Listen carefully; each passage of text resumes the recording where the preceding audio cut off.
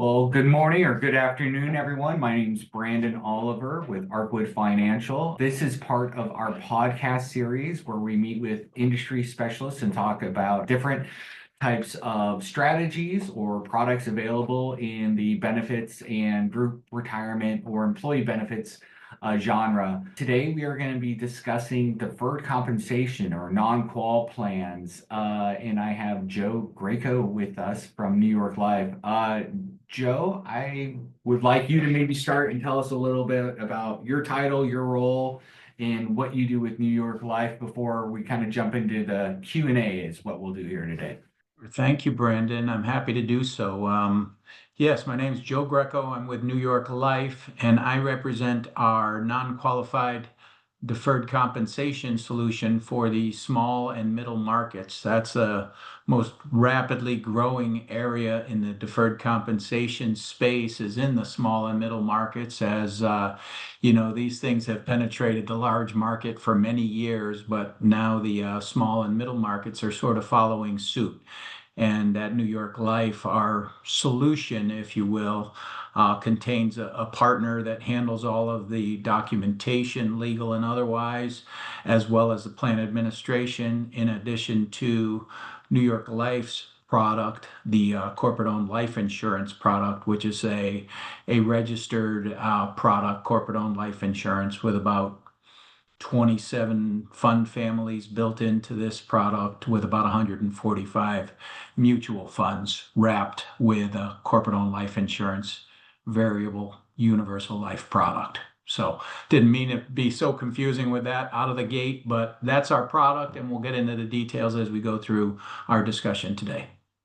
So, yeah, awesome. Thank you. And so I think based on that, we have the guy here. We have the non-qual mid-market guy here. And Joe, I do appreciate you being on. I guess this is going to be a pretty open question, but we're going to start high and maybe we'll whittle in a little bit. Can you just tell us a little bit about what a non-qualified deferred comp plan is? Like, who is it for? And how specifically, what is a non-qual deferred comp plan? I will. Yeah, good place to start, high level, and then we'll dig down and we'll get into it pretty quickly here, I imagine. Most people, when they think about non-qualified plans, I think accurately think of the highly compensated people in an organization, certainly those people that are in the C-suite, and oftentimes folks like me in the industry are asked to define who is eligible.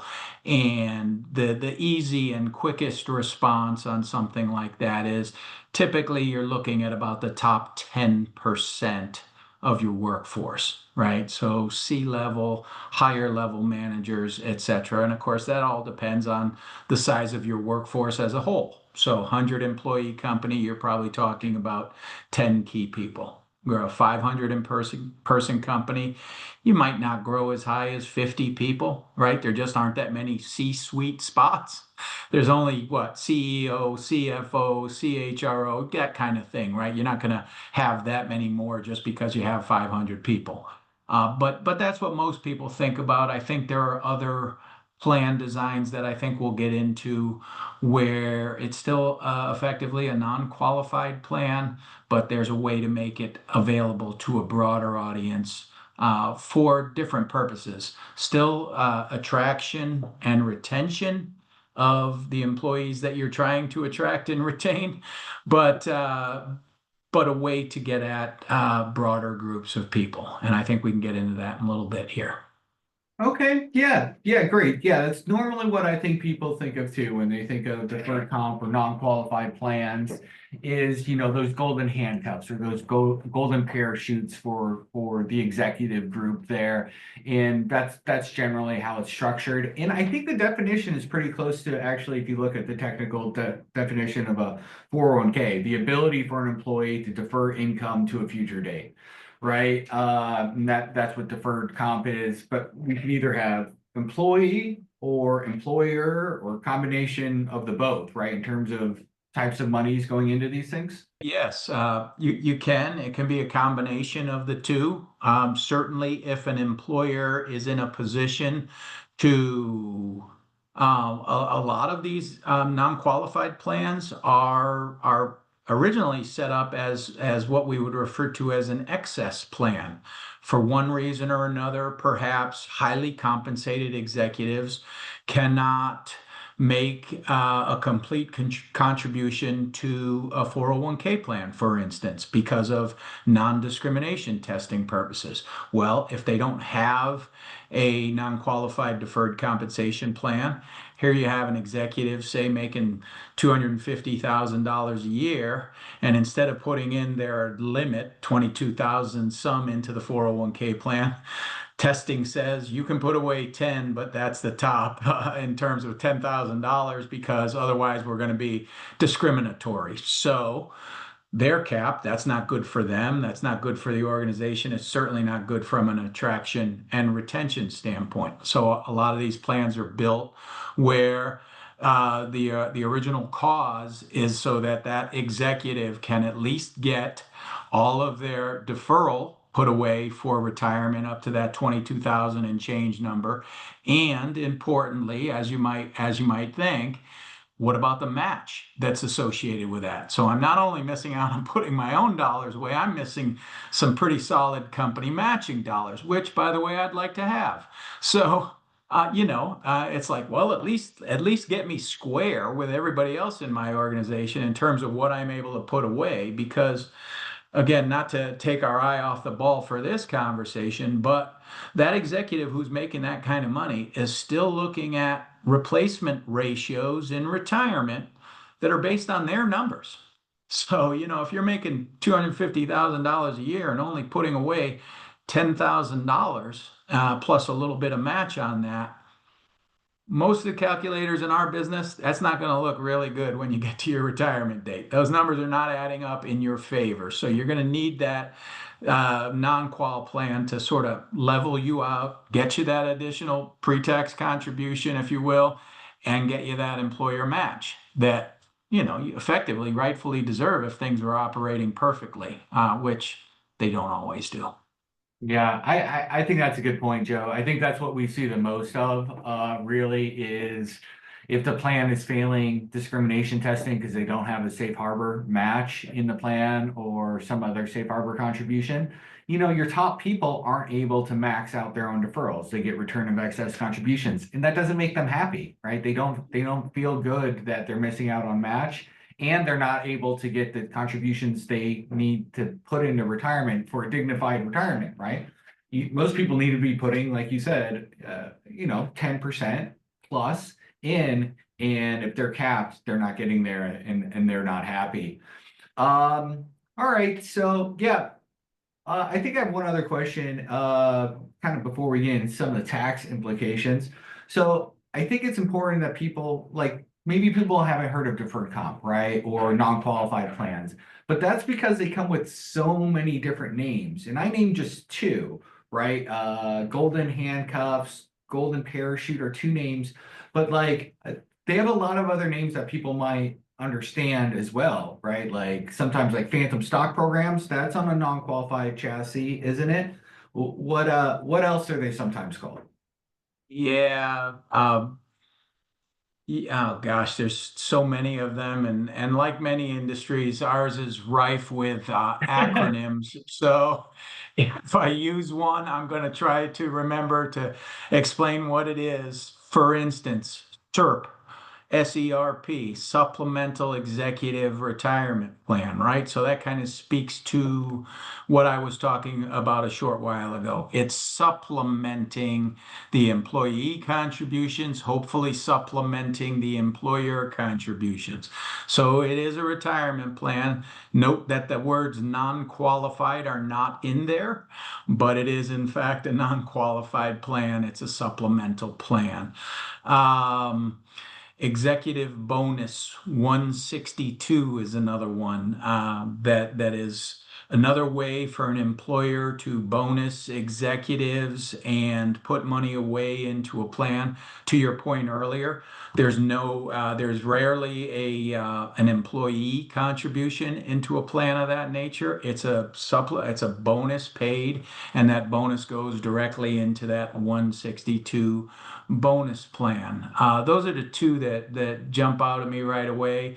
Um, Yeah, you probably yeah, I see think that SERP the those are, most in yeah. plant documents and larger companies and stuff like that. But really everything, not everything, but a lot of things that are above profit sharing or above 401k that you see going to like an executive level person, it might have a company proprietary name or some other name, but almost all these things are on a non-qualified deferred comp chassis. It's just the mechanics of them are slightly different, right? Like how long you can wait to get the money, how they're funded, what your vesting is, and things of that nature.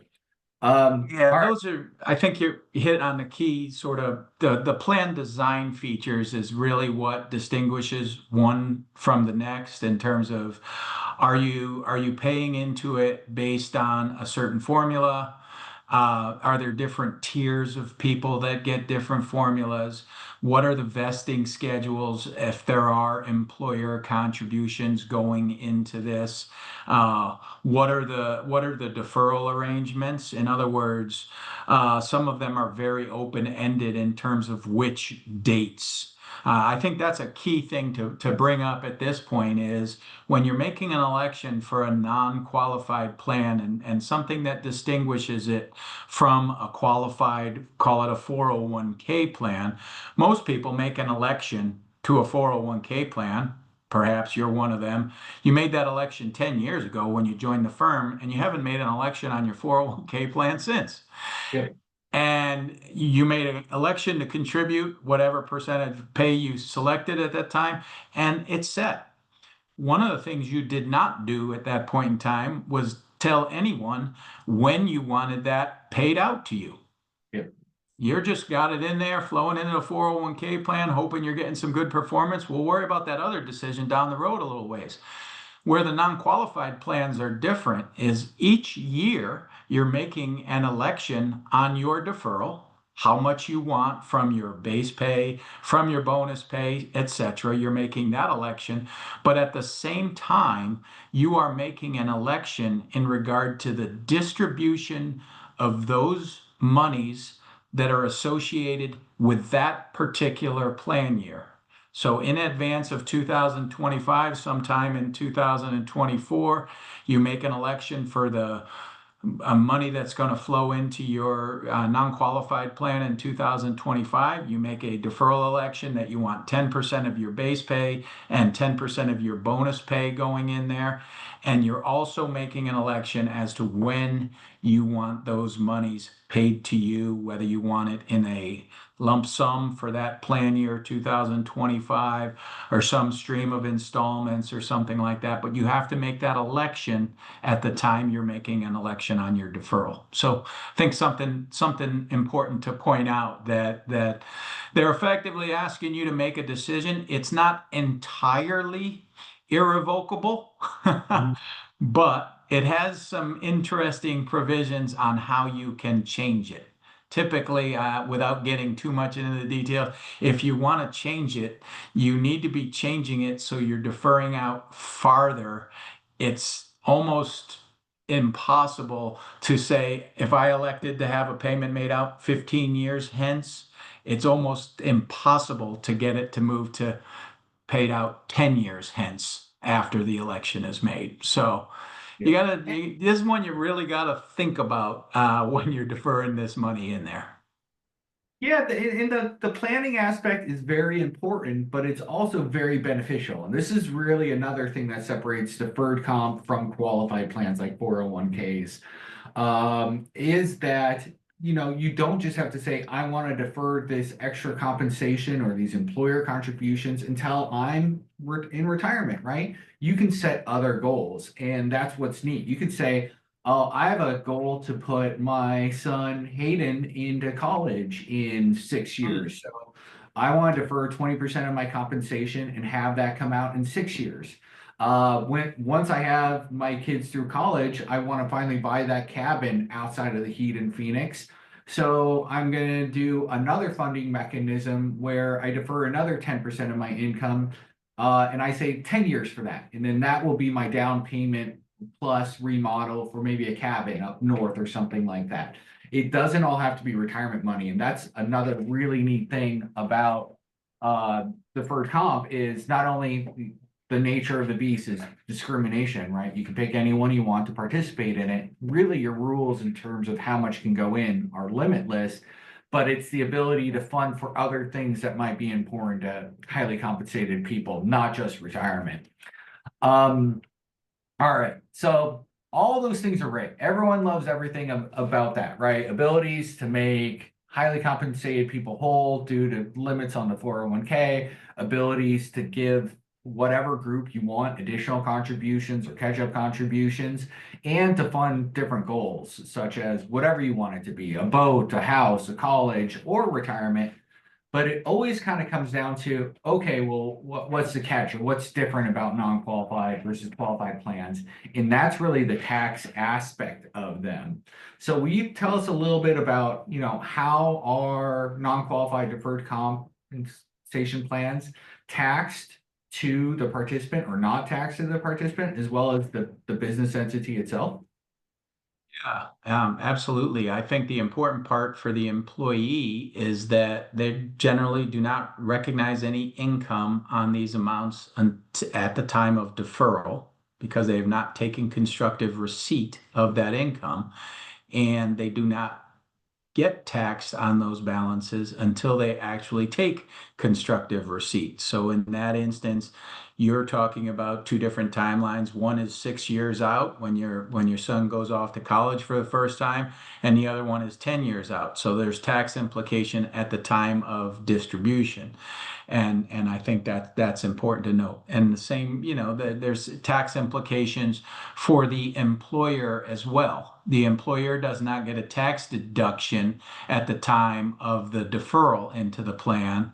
They get it at the time it's actually paid to you, right? So everything is deferred. That's why it's called a deferred compensation plan, right? Everything kind of gets deferred along with it.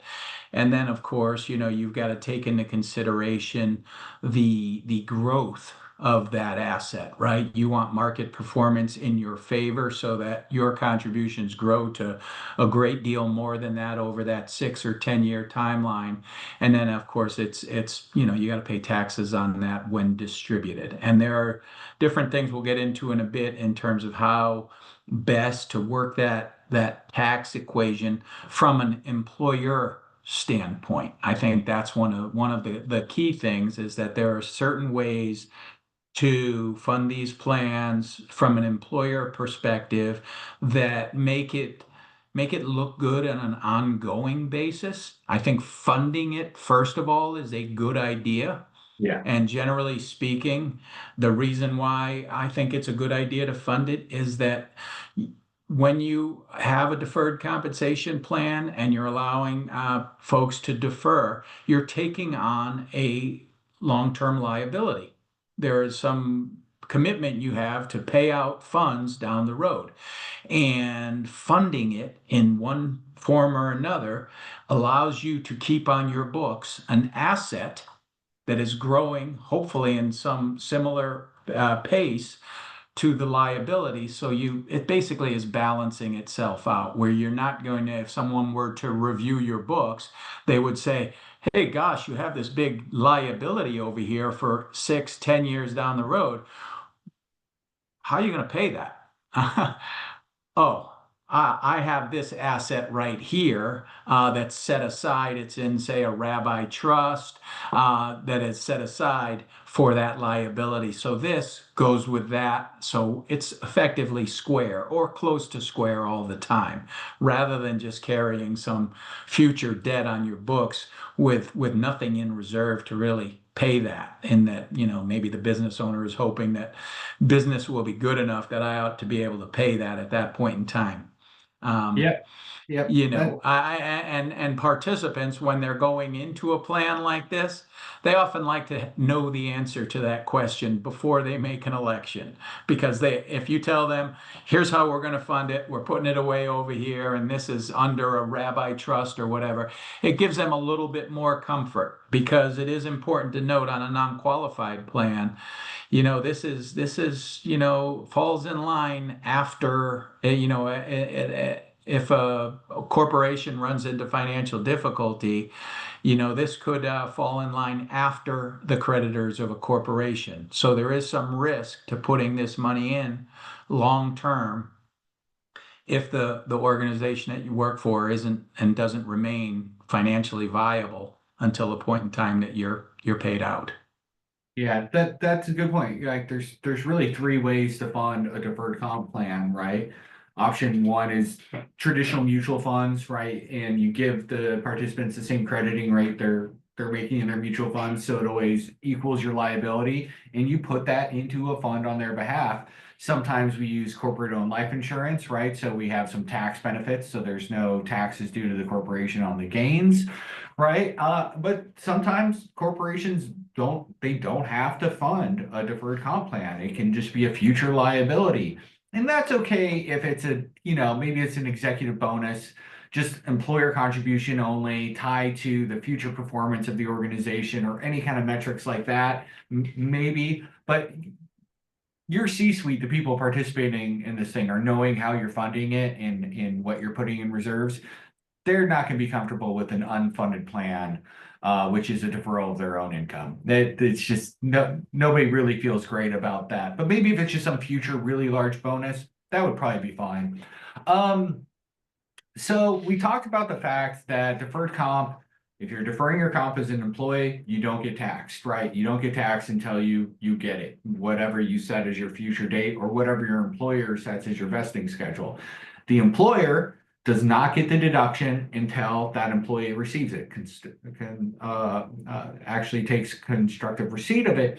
But it's because of that, I think it's an important question. Are non-qualified plans good for business owners or more likely not?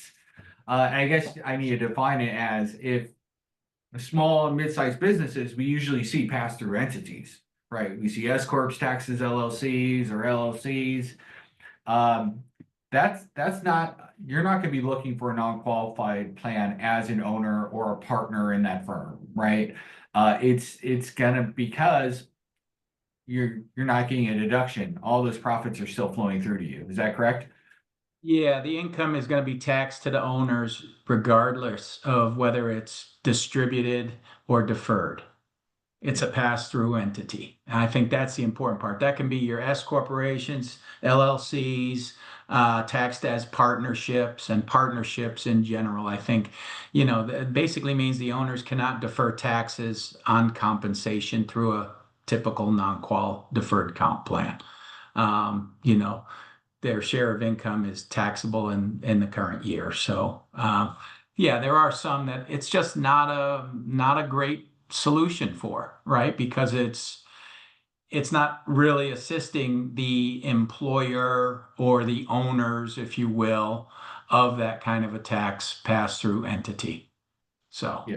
Yeah, and that's it's not the solution for everyone. yeah, So. and that's not to say it's still a good solution. It's not for the ownership group and pass-through entities, but it's still used for its main goal, which really isn't tax deductions for owners. It's really for attraction and retention of key talent. So just because you as an owner aren't getting a benefit, it will help you attract that new CFO you want, right? Or that new head of sales or anything like that you want to be competitive with, but you want to have some teeth in those arrangements. You can do that all day long. It's just not going to be great for an owner. And that owner usually knows a really good financial advisor like you to help them work around all that stuff and still come out financially better, even after they're offering a program like that to their employees, because it's that program that gets them the right people in the right places of their organization that makes them that much more profitable, and their organization's value just goes up and up and up. And there they are, worth more money because they use a nice non-qualified plan like that to hire the right people to make their company grow. So it's a little bit, kind of convoluted way to work your finances. But if you have a company that's profitable and growing, that's a good way to improve your financial position. Okay, well, I want to pivot for a second here, and we've talked about top hat groups, right? Key man, the traditional non-qualified deferred comp, right, for that C-suite, anywhere from 5 to 10% of your population. But we work in a mid-small market town, right? We work in the Southwest, Phoenix, Arizona, greater Phoenix area, and generally our employers are a little bit smaller, right, than you see on the coasts. And I wanted to ask you a little bit about types of deferred comp plans that might let us expand past 10% of the population. Because, if I'm working with a 50 life or 100 life company, we're only talking about 5 to 10 people I can let participate in this plan. Are I'd like to ask you a little bit about L-tips if I can, and how those would allow for employer groups to let more people participate in a deferred comp type plan so they can attract and retain larger groups of employees. So tell me what an LTIP is and what's our Yeah, difference? long-term incentive plan for those tracking the acronyms. And you used a term earlier that I'm going to come back around on, and that is discriminatory. I think the beautiful thing about the non-qualified space that's very different from the qualified, call it 401k world, is in the non-qualified space, you can in fact be discriminatory. In other words, you can sort of, to some level, you can pick and choose which groups you would like to offer a plan like this to. So it is in fact a non-qualified plan, a long-term incentive plan, but they're typically designed to include much more than that top 10%. And it could be people in certain job grades that you're trying to attract and retain, job titles, certain kinds of roles. To your point, some key salespeople, right? You always think of your key employees. If you lost your key salesperson, what would happen? What happens to the revenue? How long does it take to find their replacement, hire their replacement, ramp them up, etc.?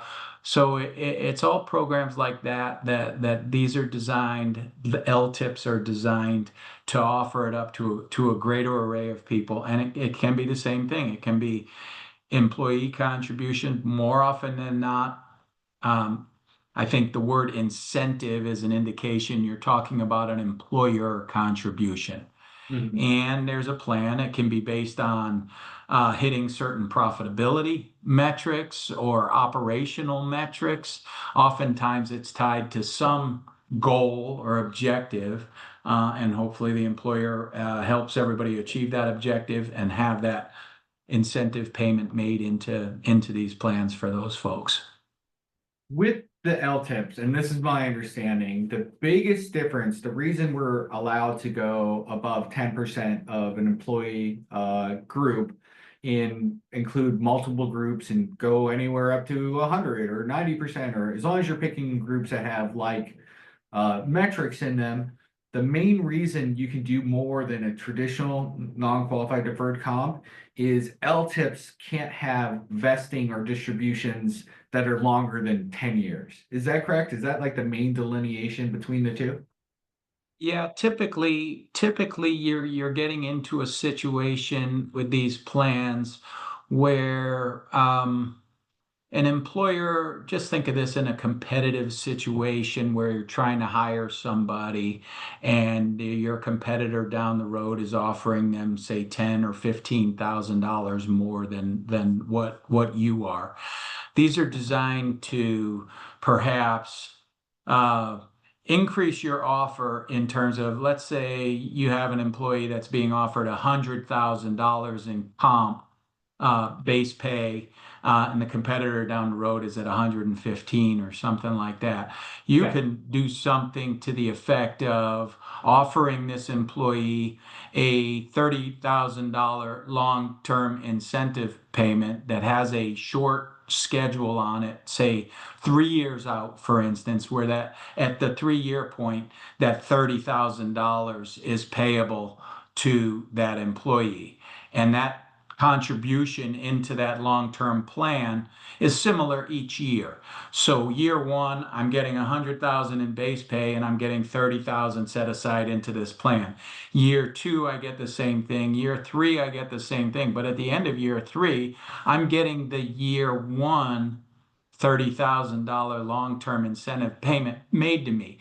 So as soon as year three hits, I'm really effectively making each year 130,000 because I'm getting 100,000 paid out in base comp and 30,000 paid to me out of my long-term plan. And that just keeps rolling year over year over year after that. And of course, you could increase that amount if it's tied to comp, that sort of thing.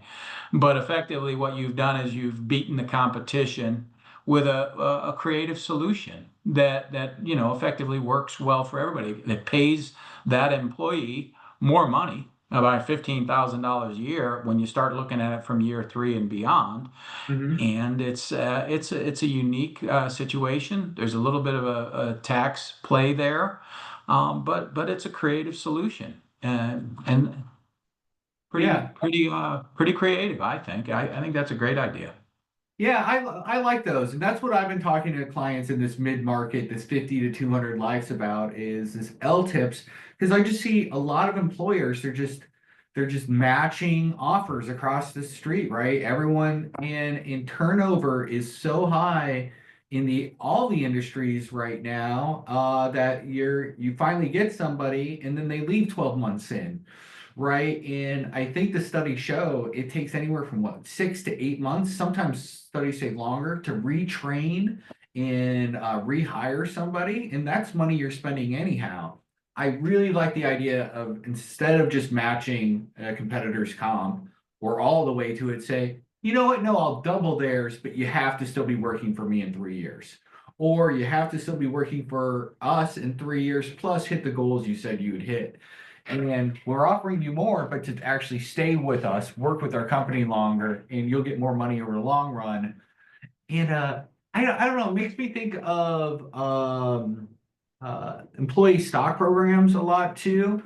There's a lot of times, and this is what I like about deferred comp, is in all of us as employees, there comes a time, 1 month or 2 months, where you might not be happy where you're working, right? And if you're on a bad project or you got a bad team member or you're just in a bad mood and not doing great yourself, but like if you had an incentive that said, oh gosh, but if I quit right now, I'm giving up 60 grand, right? Or I'm giving up 30 grand. That might help you get past that small hurdle. And all of a sudden, by the time you get that deferral, that non-qualified deferral or the LTIP deferral, you're feeling a lot better about the company and you're happy. It's just keeping people with you a little bit longer and helping with retention. So I think those are pretty neat. Um, I I had think I think there's something to be said for that. I don't want to, imply that every individual is an owner, but it makes you feel more invested in the organization because you've got something other than next week's paycheck. There's a paycheck that is never more at once you get to sort of that year three number, there's always a paycheck that's only 12 months out. yeah. 12 months isn't, it's a long time, but it's not that long a time. And in that instance, $30,000, right? So let's say that thing gets paid out, or call it early December because someone's smart about saying, boy, wouldn't it be nice to drop this on people before Christmas time or right around Christmas time, right? Man, January, I'm only 11 months away. June, I'm right around the corner from there. It's like, I'm not, heck, I'm not even going to take that call from the competitor down the road. I got 4 months till that $30,000 payment. You're going to have to drag me out of here kicking and screaming to make me walk away from that $30,000. Yeah, I just think it's neat. I mean, there's so many the best thing about all this whole non-qualified space is just the freedom and the flexibility for owners to be as strategic is and creative as they want to be. You know, I like the idea of this whole rolling deferrals just to keep people on a little bit longer. I think that's a really good basic strategy. You can go up to 10 years with LTIPs for your vesting, but I think, trying to get in that 2, 3, 4 years where people can actually see the light to get them past hurdles, Mhm.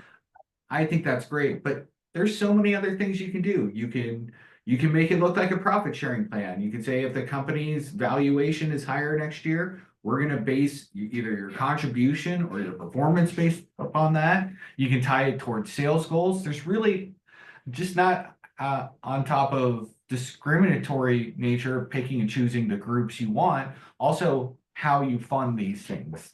And in the vesting schedules, right? With an LTIP, you can go 10 years. A 401k, the Mhm. best we can do is 3-year cliff. Do you see a lot of employers, especially in the smaller space, right? The sub 100 life groups, are they doing things that look like non-qualified deferred comp plans? And, are they just saying, hey, I promise to pay you XYZ if you're here in 5 years or or things of that nature? Are there issues with that or reasons that might not be as good as having a real non-qualified deferred comp plan? Well, I think there's two things there. And yes, I am seeing them do these things. Because we've got a really good administrative partner. It's an organization called Pangburn out of Louisiana, fantastic company. They just do documentation and administration of programs like this and very reasonably priced and very good at what they do. I encourage people to at least talk to them and say, how would you document a plan like this? And I think the reason why it's a good idea is because you are effectively putting some deferred compensation out there. So you got to be tracking this from a tax standpoint. And there is going to be some taxation down the road when these things are paid. You have to be tracking this and to have it documented, at least to some degree, whether or not you need detailed record keeping of these things. I think it makes people more comfortable if you do. Yeah. Again, coming back around to that financial viability, and is the company going to be around in 3 years? You're talking about a 100 employee company. If any companies are at risk of not being around in 3 years, it's not IBM, it's not Amazon, it's not Walmart, it's the 100 employee company that it's like, okay, yeah, how do I know you're going to be here in 3 years when I'm going to want this payment? So that employee is likely going to want some kind of something that's going to cause them some comfort. Hey, I'm putting this money away, or I'm going to fund it with mutual funds, or I'm actually going to buy some sort of life insurance policy with this that'll pay for this. Effectively, it's putting the money away into an insurance policy. All of those things, I think you need some level of comfort for that as a participant, even if it's all employer money that's going in there. It's like, yeah, it's employer money, but that was the promise that made me as good or better than the competition offer, Yep. which was 115 or Yeah. 120. So yeah, I'm kind of counting on that. That's in my long-term planning from a financial perspective is like I'm really looking at that 30,000 3 years hence. That's part of my program, so I want to make sure it's actually there when it's time to get paid that money. Yeah, I agree with you. I think anything north of I don't even know. It's just really anyone, anything north of 15 employees. Like if you're doing anything like this or 25 employees or really any size, they want to be able to go to a website and see the money you promised them, even if it's not vested yet, exists and is getting some kind of market return, right? Otherwise, it's just a promise, and that doesn't incentivize people. That doesn't feel real. And two, not only for bookkeeping sakes, I think better than just like having some agreement on file. I mean, IRS, if you're doing something that quacks and looks like a duck, and looks like a deferred comp plan, you're supposed to notify the IRS. There's an initial notice period. So, you know, if you like these ideas, but you're saying, hey, I've already promised Bill something just like this, you might want to look at having an official document because you are supposed to be notifying the IRS. And Bill might want to have a system where he can actually see his value for it to have the teeth and the retention value that you were hoping it would have as some kind of bonus program. Yeah, that's the world we live in today, right? People are, people log into their computer first thing in the morning and their 401k balance is there and what did the market do yesterday? And they can at least see that. Well, if you can't give them something that looks somewhat similar to that, to your point, that doesn't create a great deal of comfort. I'd like to at least be able to know, yeah, someone other than me is tracking my balance and not saying to me, oh, don't worry about it. Because when people tell me not to worry about something, that's usually about the time where I start worrying about something. Yeah. Well, awesome, Joe. I think we kind of covered like the big ticket items today, like the general non-qual deferred comp plan, who it benefits, how small or how large that group could be, some of the funding mechanisms, and some plan design stuff. Just as simple as, just saying, yeah, we're just using this for vesting so people stay longer, and we're doing rolling contribution vesting all the way to something like performance-based metrics and just giving it to the C-suite or something like that. But I appreciate your time today. And for anyone who watched this or any part of this segment, if you do want to talk about a deferred comp plan for your company, please reach out to us at Arcwood, and we will set up a meeting with hopefully Joe and myself, and we could just see if a deferred comp plan or an LTIP plan would be good for your company. Joe, I want to thank you again. I really appreciate having specialists on this call. You need the right guy for everything, and you need a specialist for this, just like you need a specialist for a 401k or a specialist for your plumbing needs. And I'm really glad we connected and your willingness to do this. Thank you, Brandon. I appreciate the opportunity to talk this through with you, and you're absolutely right. This is a complicated space. There are few specialists in this area. You've got a lot of ground to cover as a financial advisor, and for your ability to, dig deep on something like this, it's good for you to have a resource or more than one resource to call on because these are challenging situations, and they can benefit from a good long conversation and creative ideas to come up with the right plan for especially employers in that smaller market that you're talking about, right? Lots of unique needs in that space, and an employer needs to be comfortable that you've designed a program that works for them and isn't something that's just built for the masses. Yeah. Yeah, yeah, that's what I like about it too, Joe. And working with specialists is, really making a custom plan that accomplishes the owner and the employee's goals with something outside of the group retirement plan. Well, thanks again. I appreciated talking with you today. I could have kept going forever, but hopefully we'll do it again sometime. That sounds great. Thanks again, Brandon. I appreciate it.